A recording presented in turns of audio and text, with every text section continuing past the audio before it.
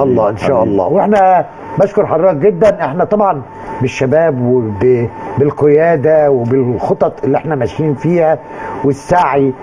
حابب النهارده احنا مقدمين زي ما قلت في اول حلقه وانا بقدمك، مقدمين على شهر رمضان. عايز وعد منك للعاملين بالمصنع، ناوي تعمل لهم ايه في رمضان؟ هم عارفين. لا انا عايز كده وعد على الاول. هم عارفين. لا طبعا احنا كل سنه احنا ما بنفوتش الحاجات دي، رمضان كعيد كاضحيه لا بيبقى فيه طبعا حاجه كده بمناسبه رمضان طبعا كل سنه، والامه الاسلاميه طبعا كلها بخير، فبتبقى في حاجه قيمه مع برضه في بيبقى عامل مادي برضه. في يعني هم متعودين على كده، متعودين كل سنه بيبقى في لكن يمكن يكون رمضان السنه دي صعب شويه علينا، هيبقى اكتر شويه ان شاء الله. هيبقى في وعد من احمد بيه كارم رئيس مجلس اداره مصنع الكرم للعاملين بالمصنع ان هيكون النهارده او السنه دي في رمضان دعم اكبر ان شاء الله ودفعه اكتر.